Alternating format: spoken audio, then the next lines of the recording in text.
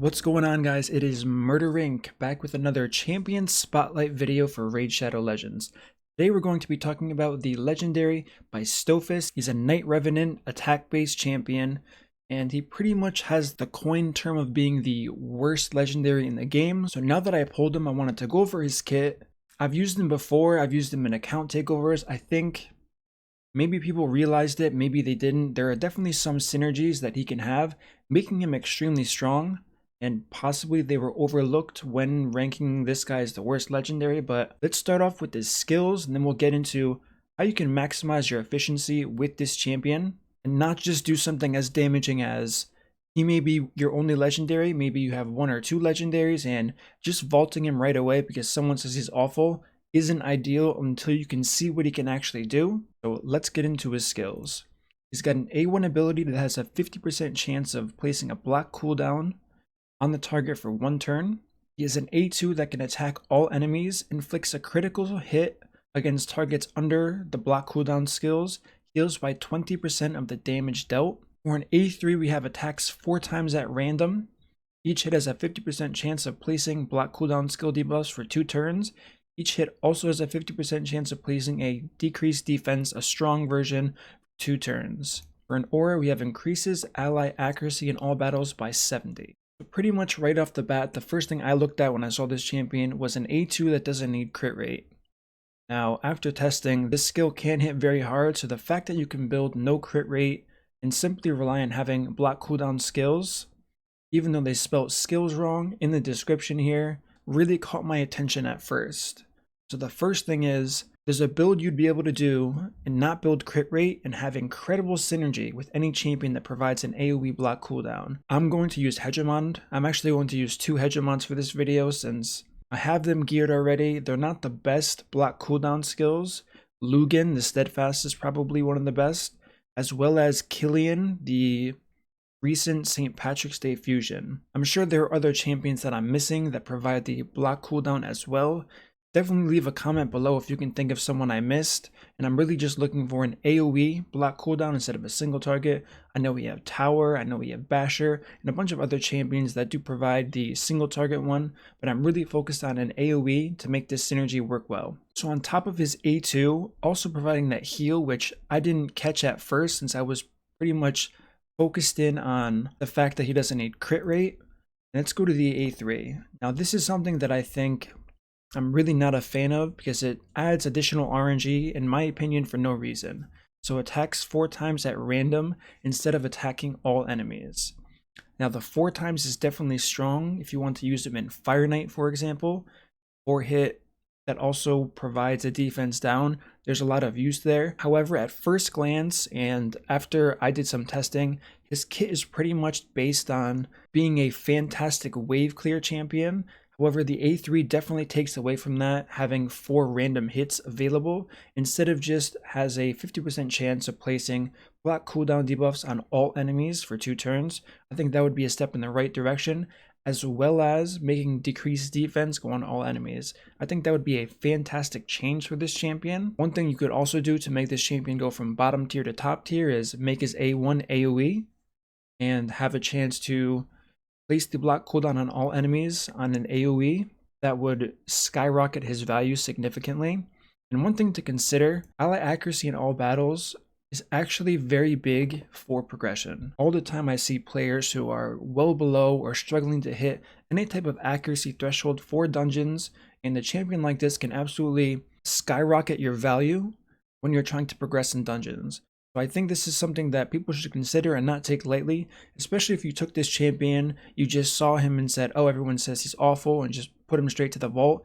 Definitely take a second look, assess it based on what you know about the game, where you're at in the game, and make sure you're making the right decision, because choosing to vault a champion like this can really hinder your progression going further. Now what I'm going to do is I'm going to show you my gear, and the first thing someone's going to say is, anyone in this gear can do damage. Let me stop you right there, my friends. What makes Bystophus different than everyone else? Haven't seen it on the screen yet? Let me show you. 1,795 base. Now, you don't have to be a math wizard to know that if you take a 60% chest and put on someone like Bystophus, and compare it to someone like Trunda, who does a ton of damage based on her base attack, and she has 1608, so almost 200 less than Bystophus. Think about the possibilities that he can have. So multipliers 100%, I can already see as a counter argument. Multipliers definitely matter a lot. However, one thing you have to consider with multipliers is if the gap in attack is big enough, the multiplier difference goes down significantly. Aside from a few outliers, most of the multipliers for champions are pretty much in line with each other, meaning you rarely see a champion in the role that Bystophus would have with the wave clear. But let's take an example and go over some multipliers. Using an example of, let's say a champion has a multiplier of 3 attack on their AoE skill. It's very unlikely you're going to find a champion with double that, meaning a 6 multiplier on an AoE skill that's going to compete with that champion for the spot. Like I said, there are a few outliers and you can pretty much tell who they are based on the damage they deal. However, usually it's 0.5, 0.6, maybe a full number ahead, so 3 to 4 in the multiplier, but that's kind of a stretch and a leap. You definitely have to consider this, and one thing that makes Bystophus so strong is having high attack means it's much easier to gear this champion. So I already mentioned that I'm going to use the build with a Hegemon that applies block cooldown for you already. If I wasn't going to do that, I would be building Bystophus with 100% crit rate, 200 accuracy, maybe 200% crit damage, and outside of an attack percent chest and maybe an attack ring, I wouldn't worry about attack, because it's very easy to stack insane numbers of attack on this champion, as we can already see here, just using his base attack multiplier here. So this, in my opinion, significantly shoots up his value as a champion, making him so easy to gear, even if you don't have a block cooldown champion on your team. Now, while this may sound good in theory, let's see in some actual application of this champion. And hopefully we can get lucky and get block cooldown on everyone. So one champion as of right now doesn't have it, and that is the Horden right here. The rest of the champions have the block cooldown. So let's see what Bystophus can do. 219 to 186,000 damage, so not bad. He definitely does the job with that block cooldown active and the gear that I have to one-shot the wave and some. Definitely doesn't need the stats that I have to get full value out of this. As we can see, since I didn't go with 100% crit rate, his value and his other skills do drop significantly, which is also why I chose to run Hegemon as leader to boost that crit rate a little bit more on the rest of these runs. So as we can see there, we get 158,000 from an A1 ability, so his A1 definitely scales very high, as well as the A2, which is rather strange to see on a champion. Usually the A1 has significantly lower value, but with everything that Bystophus has in his kit, so as we can see there, 208,000 from that A2 ability once again. So now we'll throw this on 2 times speed. Bystophus, as mentioned before, isn't necessarily going to shine in a boss scenario unless you have something like War Master on him to really get the value out of those procs to make the boss drop even more. So on top of being used in Dragon, you can definitely find a use for him in pretty much any dungeon you can think of. Ice Golem, being able to lock out the cooldowns on the ads that put the heal reduction on your champion, that could be huge. Same for Fire Knight, being able to lock down in CC as well as deal a significant amount of damage to the trash waves, but also have that A3 that hits 4 times that can whittle through the Fire Knight shield is very powerful. As we can see in the recap of the run here, we have 201,000 damage from Hegemon, we have 1.3, almost 1.4 million from Bystophus, almost identical to Dracomorph actually, with Dracomorph doing about 70 more damage. The damage-oriented Hegemon did 772,000 damage, and Arbiter obviously 209,000 damage. So if you wanted to make Bystophus work for you, obviously I did 1 time speed, but the final run ended up taking 2 minutes and 9 seconds. I'm sure if I put this on auto and in 2 times speed, I'd get a time like 1 minute and 20 seconds, 1 minute and 30 seconds. While it's not crazy fast like some of the Hymar teams, the Renegade teams with Royal Guard, you can definitely run a quick dragon, and obviously you're not going to use 2 Hegemons. This is actually suboptimal, even though they look like really cool champions. As mentioned before, using someone like a Killian or Lugan the Steadfast plus anyone else who can offer that block cooldown buff to your enemies will do very well for you. Or if you just choose to run him with the Dracomorph, build him with 100% crit, or use a crit aura champion, build crit damage. And like I said, if you have an attack chest and an attack ring, it's very likely you're going to get very high attack numbers just with those two pieces alone. So you don't really have to focus on getting attack percent like I would on pretty much any other champion that I build for a champion spotlight video. One thing that I was personally curious about is how well can this champion do in the arena? I don't have him built optimally. He's very slow and I am in Platinum Arena. So there is going to be a bit of a struggle there. So hopefully I can get a good round and we can see what his damage actually ends up being. So we're going to get a chance to in fact use the A2 here. So let's put this on 1x speed and see how much damage he can actually do. Alright, so a pretty clear one shot on everybody. Put this back onto 2x speed. Granted, the teams aren't very difficult in Platinum. However, Bystophus can definitely do a ton of damage. I think if I built him optimally for Arena, with Hegemon being such a strong Arena champion, this team actually has kind of higher value. So a champion like Rhodos is definitely a big issue in the Arena. However, when you have two Hegemons going, it's very likely you'll be able to proc Rhodos underneath that 50% health with two Hegemon. And if you can do that, Bystophus obviously is going to just one-shot everybody.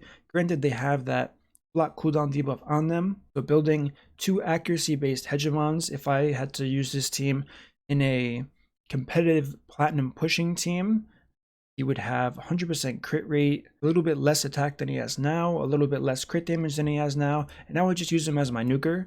He's a lot of fun. One thing I am curious about is how good is his AI in this game? That's what I'm really interested in finding out, so I want to test that in another arena battle. So what we're going to try to do is we're going to fight this team here. Let's see if we can get lucky on locking out the cooldowns here. We are going against a Torment, which is definitely suboptimal. We're going to take this buff off. Let's go for a revive on our champions here.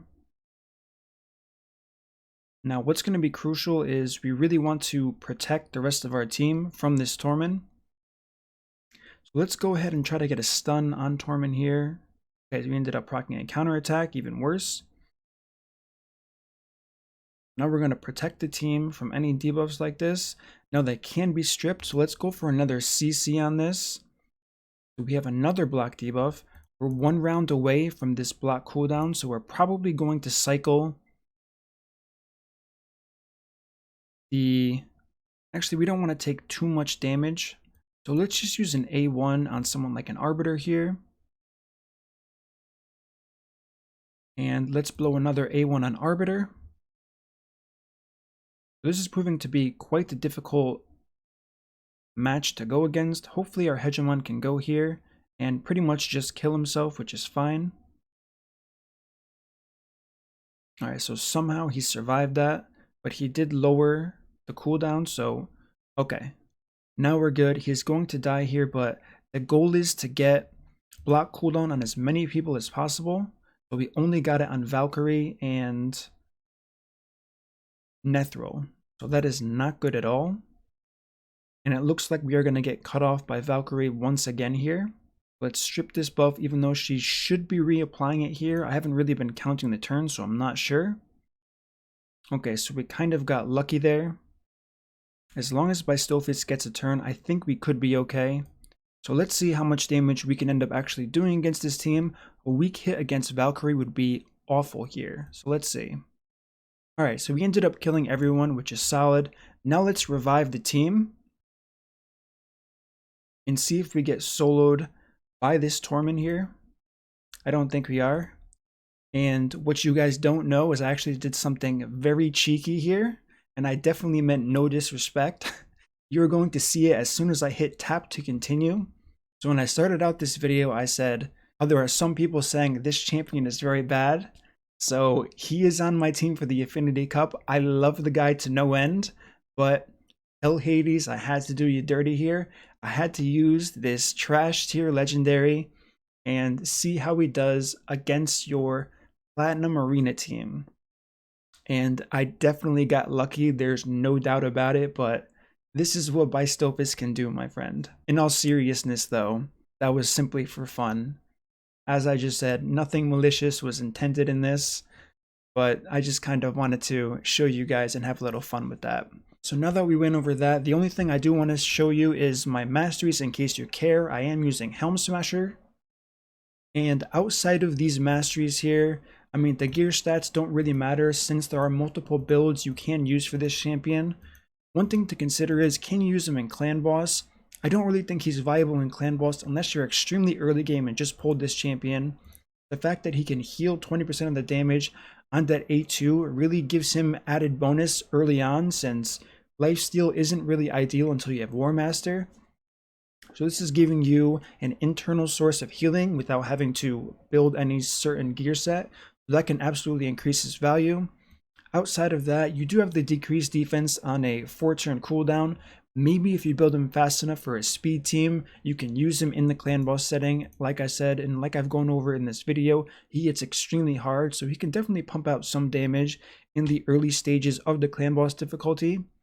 Outside of that, obviously increasing accuracy can be huge for a clan boss team. I'm pretty sure this is enough accuracy alone just on this aura for the first 2 clan bosses. And obviously if you can get 10 or 20 more accuracy on your champion's gear, that will have a ton of value in itself. Alright guys, that is it for my video today. Hope you enjoyed it. Huge shout out to Hell Hades. I didn't mean to do you dirty like that. I saw you on the list and I said this would be awesome if I could win. So while I was shooting that arena match, I got really excited and I was like, please win. I definitely edited it so you couldn't see the name while I was going through the arena fight. As always guys, if you like this content, don't forget to like, subscribe, and turn on that notification bell so you don't miss my next upload. And I will see you all in the next video.